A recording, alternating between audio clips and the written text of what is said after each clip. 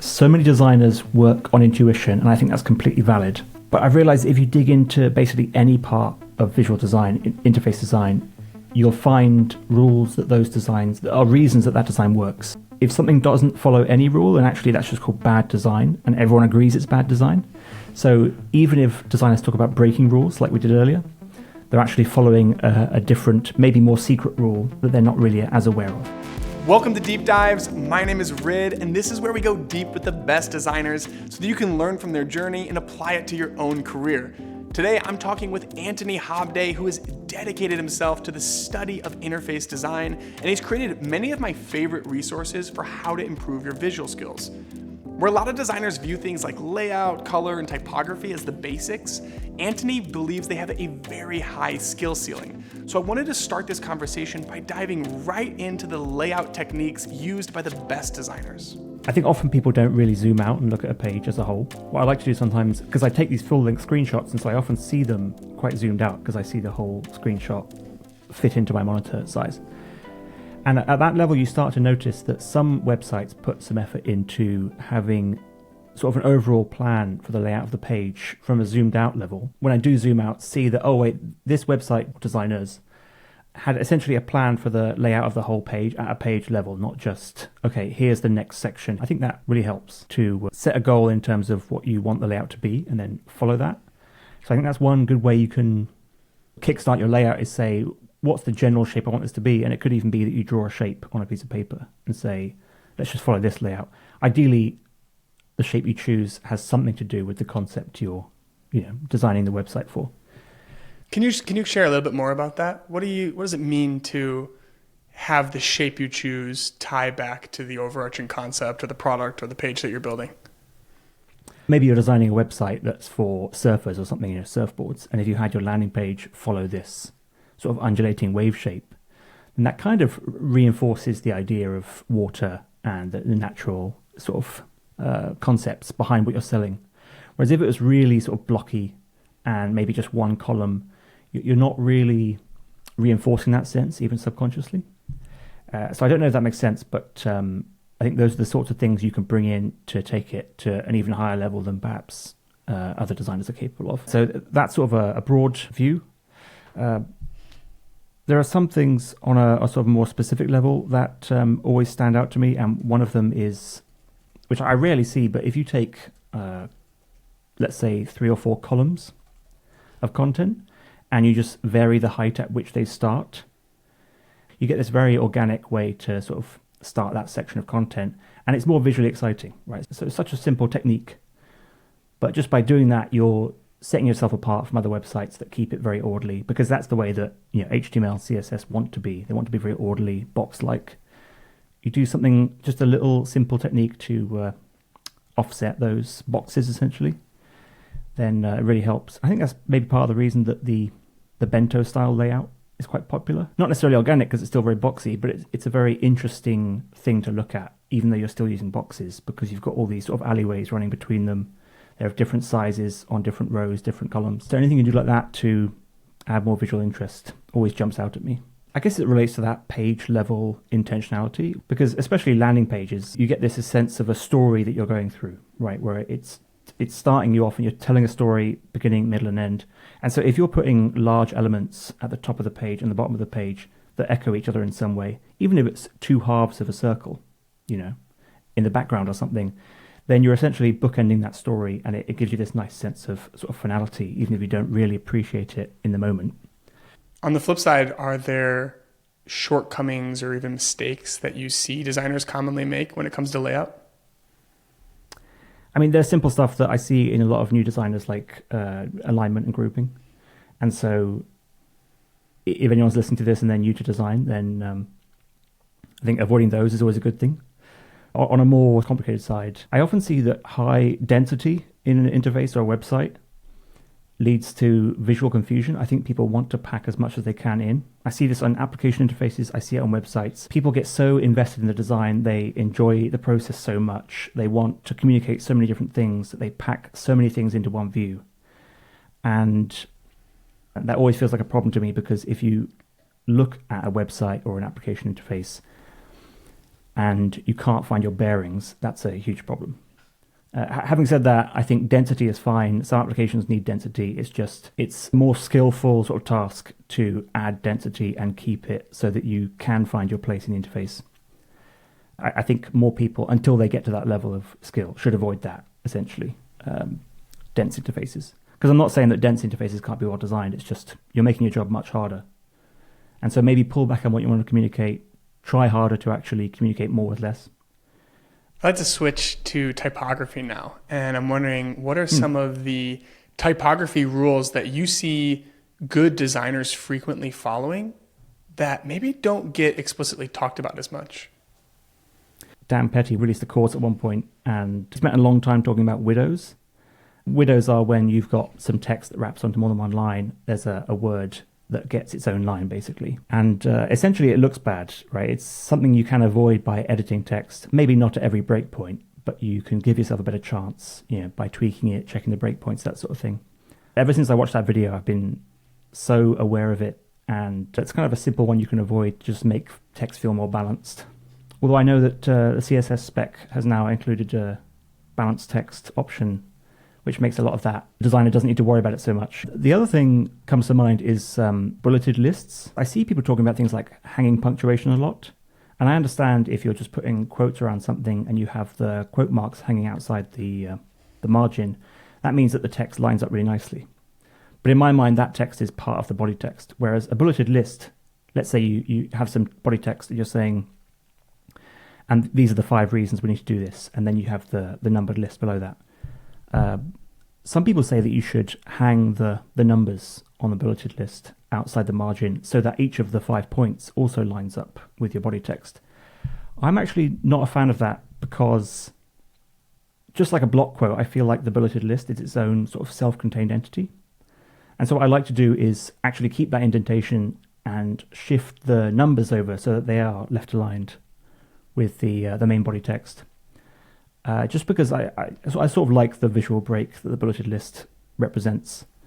And I feel like things hanging outside the margins feel a bit not neat to me, if that makes sense. I think one of the reasons that putting quote marks outside the margins is because the quote mark doesn't take up as much vertical height as a character, right? And so it creates this awkward little gap, visual gap, if you have it within the margins.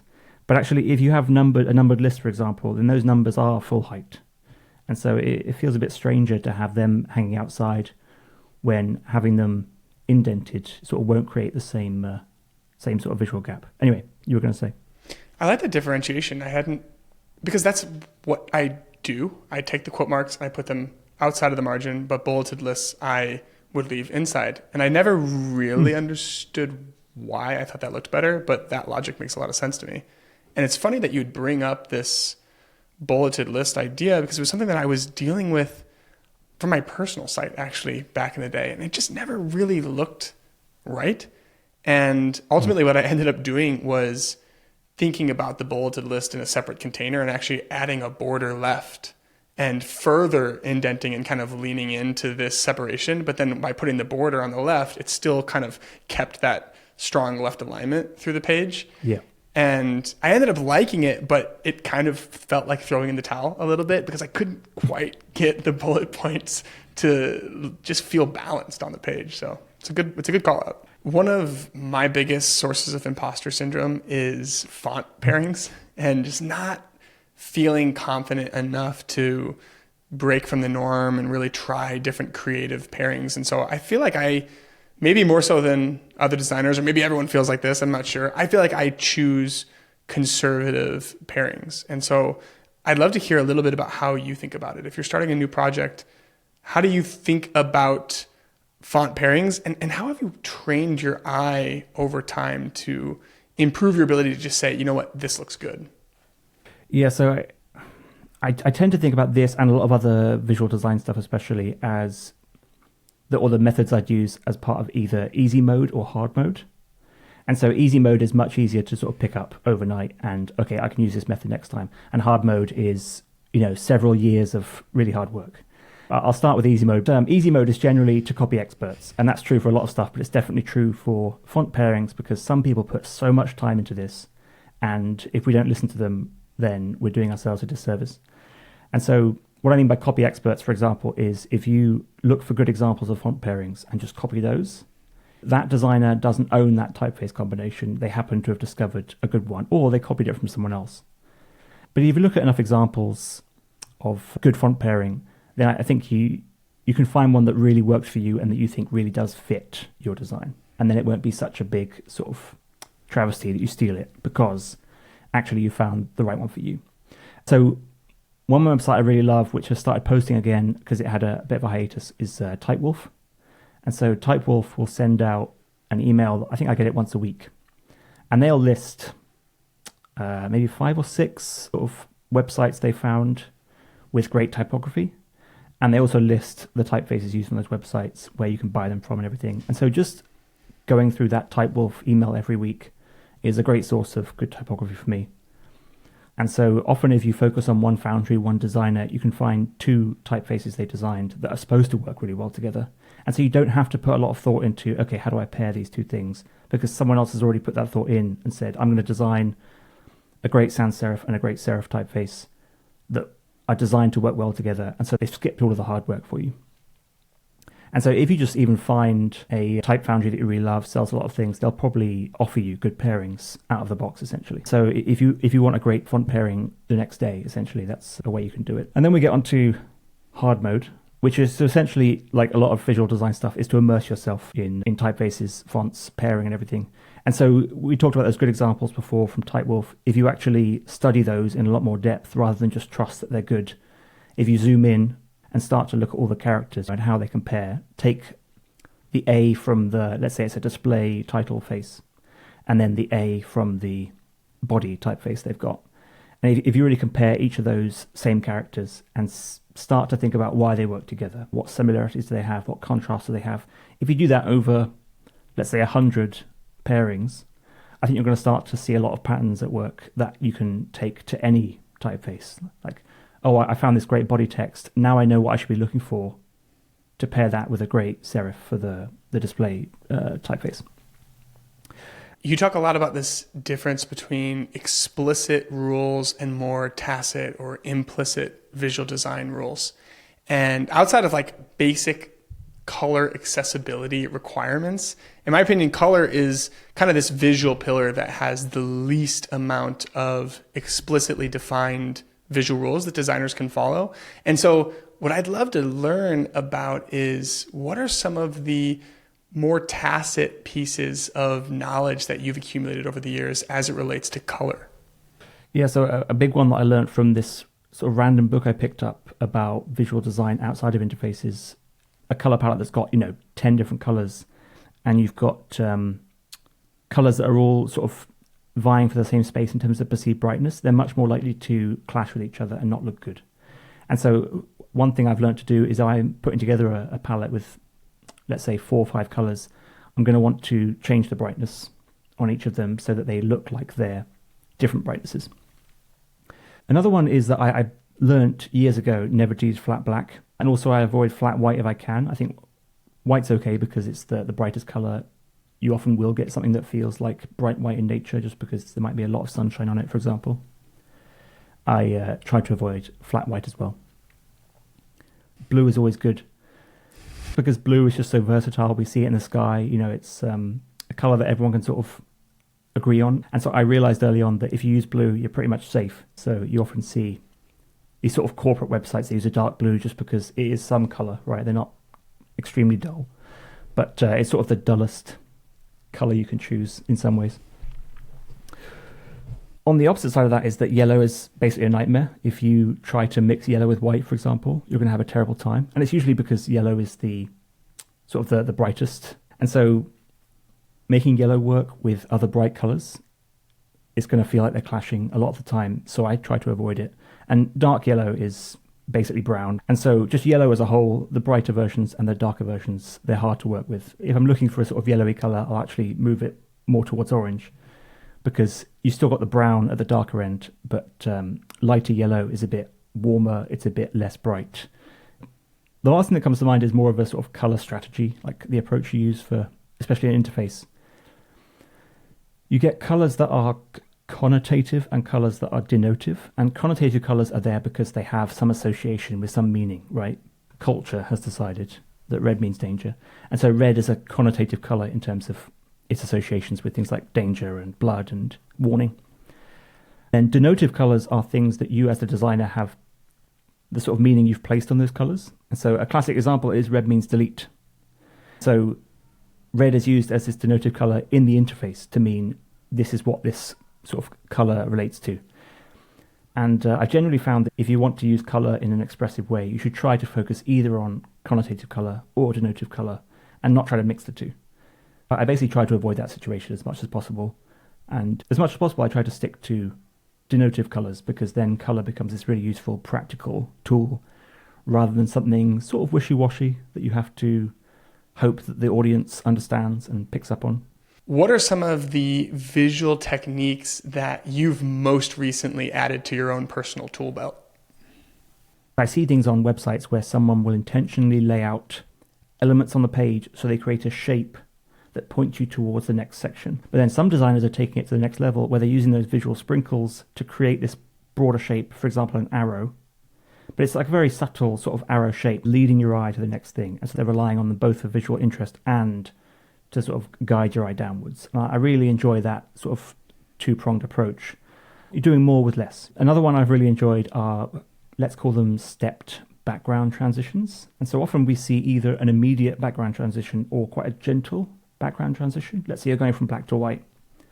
Often you'll have this sort of dark mode section, then a light mode section.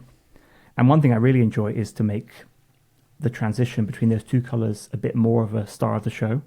And you don't do that with a subtle sort of gradient fade, but you do it with these stepped increases or decreases of brightness.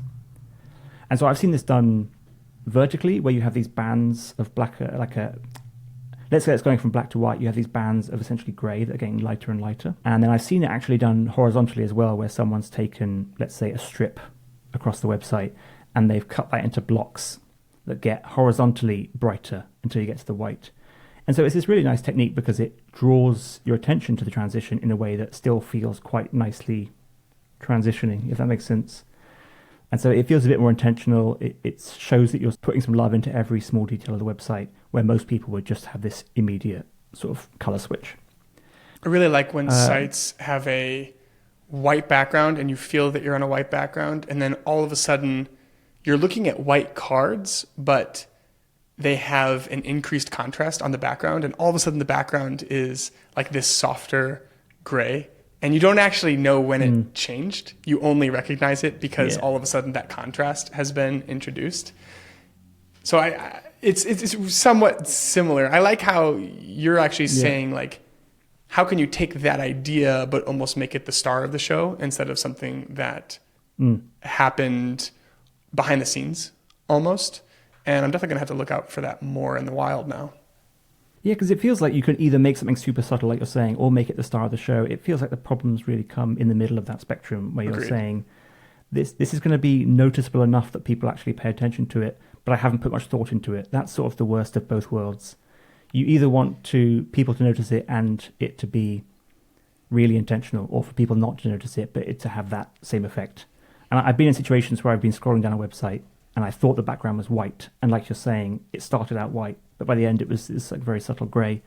And I knew that because I was seeing this pure white field, let's say, on top of the footer. And that's always a pleasant surprise for me as a designer. I'm sure some people don't even notice, but it's a nice technique. One that I saw on Twitter that really sort of blew my mind, because I hadn't even thought about it, was someone pointed out that if you have an object or an element with, let's say, two different background colors, you could try to find a shade of grey as a border for that container that has good contrast with both.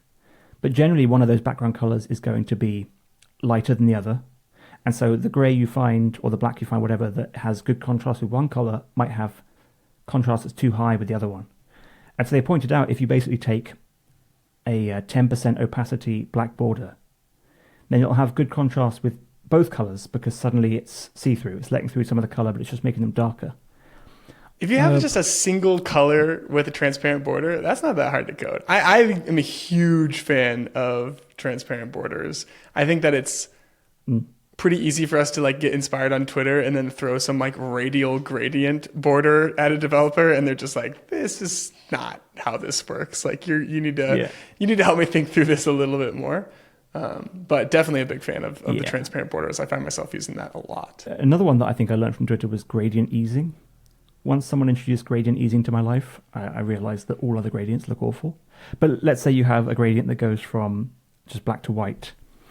If you just have those two gradient stops on either end in your design software, and you're letting the design software choose how the black fades to white, you're going to end up with quite a sharp line at the center point. And so some people go far enough with gradient easing that they put, let's say 8 gradient stops in there, and they manually tweak them so that that transition from black to white is visually extremely smooth. And you don't notice the point at which it switches. And I think I like it because it's so much extra effort that if you really want to put that effort in, and you've got the time and you've got the sort of political support from the people around you, then you can do. And that's one of the ways you can go even further with your visual design to make your gradients in a completely unnoticeable way that much more visually pleasing. I remember where I was sitting when I first read, I believe it was Eric Kennedy. He was the first person that I saw to share the gradient easing idea. And he had this really nice visual that maybe we'll even link to in the show notes, where almost any gradient, if it's only 2 stops, it's basically going to pass through this muddy brown valley at all times. And so all you're really doing with the easing is creating this circumventing path around that muddy brown valley. And as soon as I saw that image, I was like, man, that makes so much sense. And putting the side by side and seeing how much more vibrant this gradient with 6 or 8 different color stops versus just the 2 was.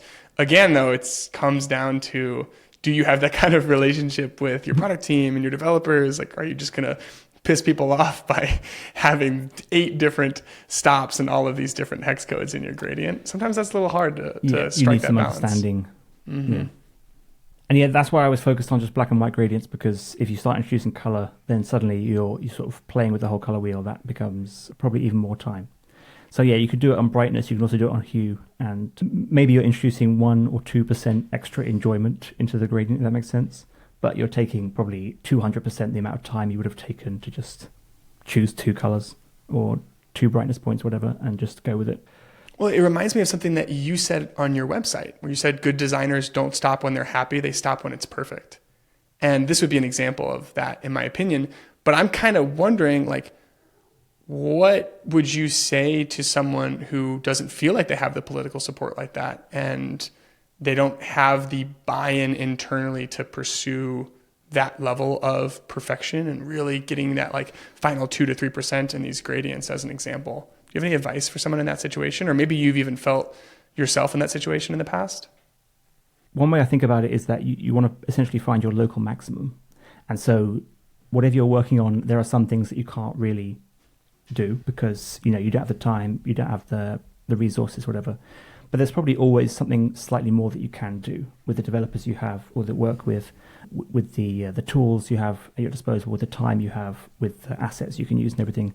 There's probably always something like this gradient easing that is actually purely up to the designer, as long as you can get the developer who's building it to agree to it. The things within your power, you can really focus on them and say, for what I am designing, this is the best possible version, even if I'm not allowed to design something different. And so I always like to believe optimistically that there is a way to improve what you are actually working on, rather than trying to work on something different. Another thing you said on your website that really resonated with me is, you said, if you want to make your mark on visual design, do it with the confident knowledge of the rules that you have broken. And that kind of made me curious. What visual design rules do you find yourself most often breaking? First of all, I'm loving these quotes because they sound great to me, and I don't remember saying them at all. So they're beautiful. I wrote down 10 of them. Not even for this conversation. I just wrote them down and stuffed them in my journal, and I was like, I'm coming back to these later. Yeah, I don't remember saying any of this, but I'm glad I did, because it sounds good.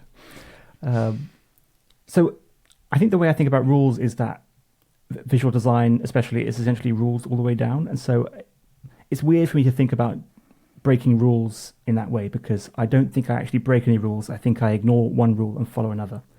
And so instead, I'll probably tell you some things that I do that are often going against the norm, because I suspect the norm is like the people following the most sort of common rules, if that makes sense. So one thing I really love, which I sort of touched on when we talk about color, is I love to use as few colors as possible. And I think people get excited, especially because they get access to these big color palettes with 10 different shades, or no, 10 different hues, and then each hue has, 20 shades or whatever. And what I like to do instead is I like to use like a black, a white, and just one color. And if you do that, and if you can stick with it, then the color you're using has so much more impact that your website or your interface is immediately more impactful, more bold. It's much more striking. Whereas actually introducing more color is making the visual style softer in many ways, because you've got so many different sort of visually appealing things clashing with each other. They sort of average out to something relatively bland. Whereas if you just use black, white, and one color, even if it's blue, especially if you do things like use hard corners, then you're sort of avoiding some of the things that people most often do, but you're making a much more impactful design. And I really enjoy seeing that in the wild, because you know that the person who designed it has given themselves these constraints, worked with them, they've done some more creative things with it. And so that's one thing I really enjoy, is not more but less. I think it's too easy to use more overall. And I guess along the similar lines is I try to constrain myself in quite extreme ways. And so I already talked about this with the one column layout. And I've actually spent some time studying the idea of just using one column and how you could sort of, what patterns are available to you if you only use one column that still make the website, or whatever it is, visually interesting. And so that sort of really arbitrary but also extreme constraint, I think, doesn't only make you a better designer because it forces you to think more creatively, but it, like I say, it makes for a more interesting design in the end, assuming you put the time in that you would have into a more complicated layout, for example. Just because you're doing something that people won't often see. And so you're just standing out purely on the basis of unusualness, which is not a word, but I hope you get the point. Did you give yourself constraints like that for your own personal site? Like, how did you come about the design that ultimately was your website? And how does that like reflect your own personal style, and maybe like how that has evolved over time? Yeah, I've always admired people who have basically text-only websites as designers, because clearly they've made it so far in their career that they don't need to show that they're a good visual designer anymore. Yeah. So that was one reason I picked that up, because I thought now is the time. I could probably rely on my Twitter following to get me a job. I've not tested that. I'm hoping it's true one day. But I just got sick of trying to make a website look better and better. And I wanted to build the website I wanted to build, partly because I write them from scratch with HTML, CSS. They're all completely static. There's no CMS. I do it all by uploading files to a FTP server.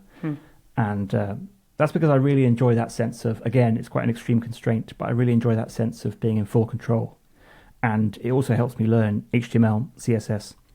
And so mainly the thing there was I wanted to take it even further than some people who have text-only websites and use one column and only one typeface size, even though I do use more than one typeface weight, because I needed something to differentiate the headings apart from I put heading tags in there in front of each heading. And so I needed something so that people could quickly scan down a page and get a sense of the structure. But I definitely took it too far on purpose. You mentioned learning HTML, CSS as giving you an understanding of the materials that your designs are ultimately going to be built with.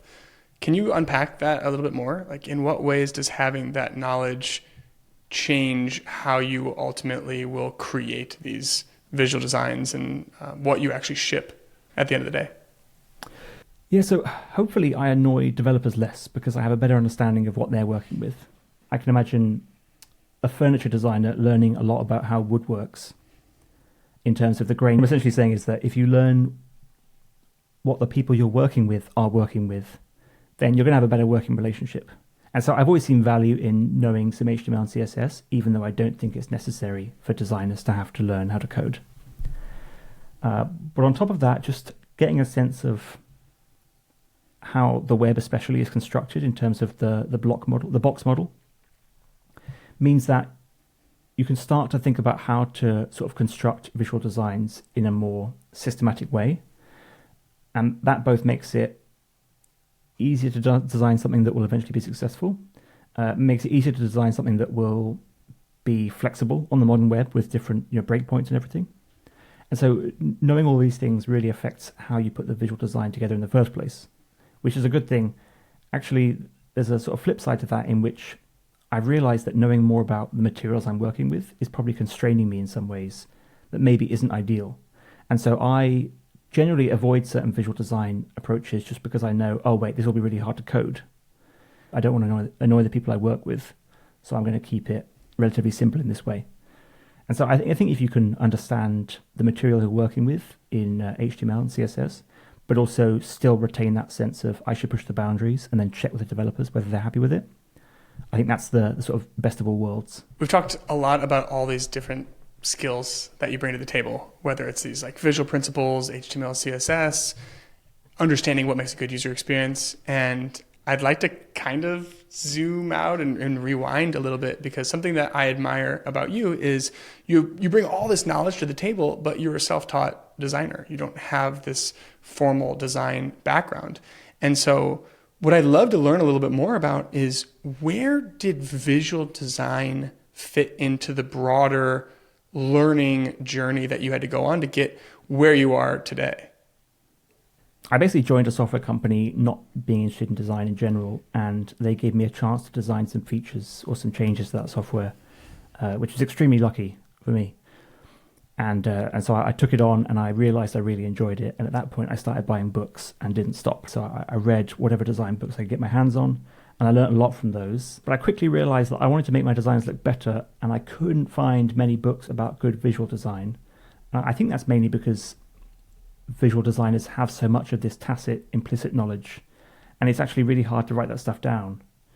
And so they're sort of relying on their intuition a lot more, on how things feel, and that's valid. But if you want to learn that from scratch, especially if you're sort of very rule focused like I am, then the lack of good books about visual design is, well, to me it was extremely annoying. I started learning everything I could from anywhere I could about visual design, and that's what led me to start writing this stuff down, because I thought there's this huge gap. Not necessarily a commercial gap, although it is, but there's this huge gap in the sort of knowledge market in terms of people who want to learn this and don't realize that one of the ways they could do it is just look at good visual design for years.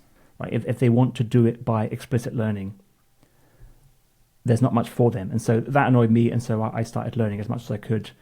And ironically, well, not ironically, but that sort of led me to this very rule-based approach to visual design, which is quite unique, I've realized, in terms of how people learn and talk about visual design. So I'm quite glad for all that anger I felt at the start of my career. And just because you're somebody that I know is very humble, you're not going to plug it. I'm going to plug it for you. If you've not been on Anthony's website, you got to go there, because he's actually taken so much of this knowledge and wrote it out in very concise, predictable ways. And there actually is like a little mini book called, I think, How to Get Better at Visual Design. Something like that. Yeah, something like that. Something like that. It's excellent. It's excellent. I've read it and highly encourage you to as well. And that kind of leads me into my next question, which is, knowing where you are today, Anthony, if you kind of take a step back, what's the main area that you feel like you can still improve as a designer? And what's your plan for getting there?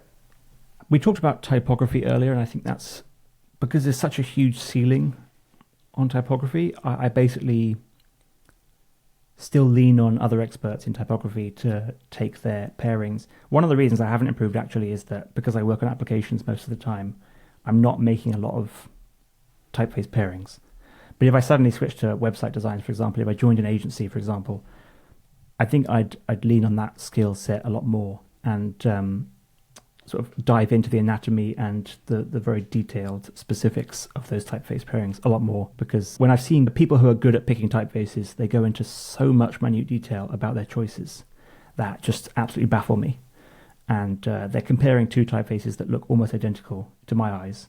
And so they've got much better trained eyes than me. I think color's similar. I think I've already learned a lot of the basics that I've talked about today and the sort of the stuff that can get you by. And it's just about building on that with the much higher level of immersion. Because I think if someone turned around and said, please pick 10 hues for a design system, I'd probably look for outside help with that, just because I'd want them to really work well together. So I think those two, just because they've got such high ceilings, I'll never feel like I'm good enough at them. There's always more to learn. One more thing is that I've realized that I've come across so many different styles and techniques that I've cataloged in the past. When it comes time for me to actually be able to use them, I often forget that they're there in my head. And so getting better at sort of going through and just referring to my inspiration, referring to those catalogs, or getting better at just remembering them, which might be impossible because I don't know how well someone can improve their own memory, is quite actually a simple sort of practical improvement I could make in terms of, have I considered every single possible technique I could use for this?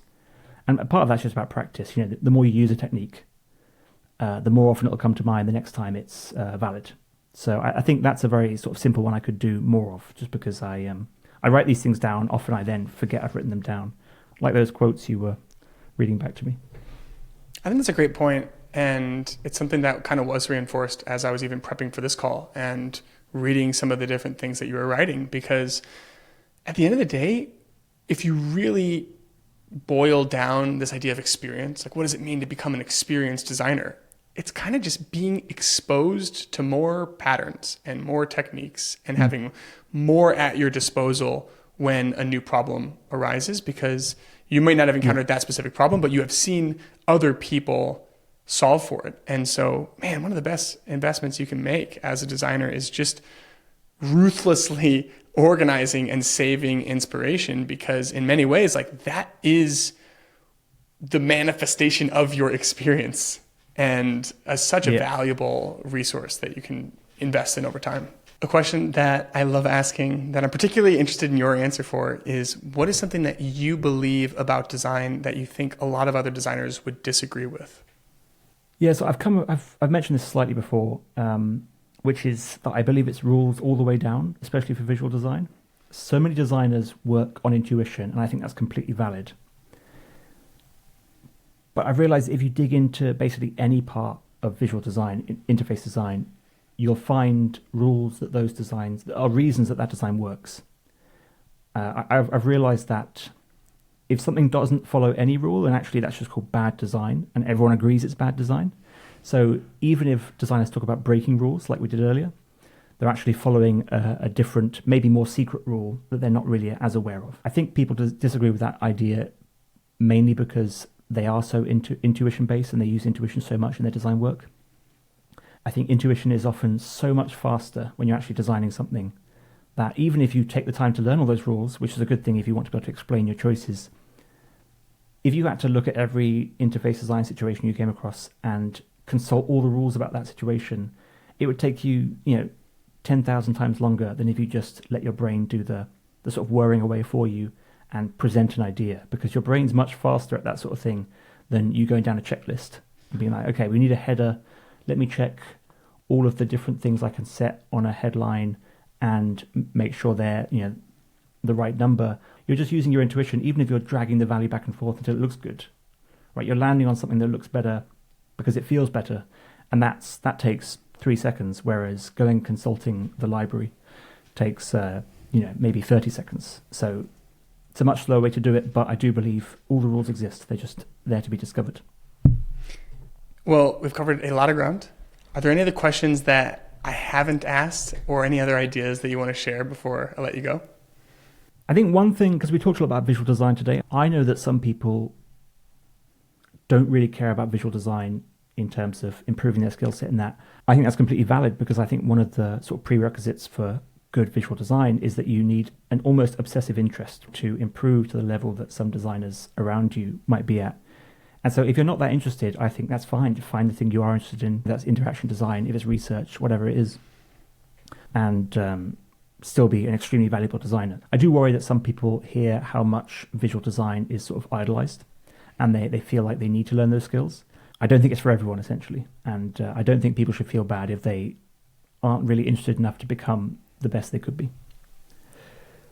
But on the flip side of that, I will say that there are some simple things that any designer can learn, some of which we covered today, that will make them a better visual designer almost overnight. And so if you're not at least learning those things, then I think you're doing yourself a disservice, because they'll take 5 minutes to learn and they might stick with you for 5 years.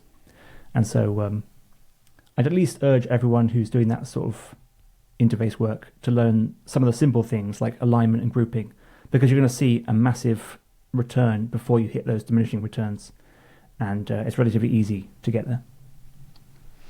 Makes a lot of sense. Thank you again, Anthony. This has been amazing. You are a wealth of knowledge. I'm going to say one more time, like, go to his website, check it out. And yeah, I'm excited to see how this is going to impact people, because you're right. Like, the 80% of visual design, I do think that you can get there very quickly with the right inputs, and you are definitely one of those inputs. So thank you. Thank you.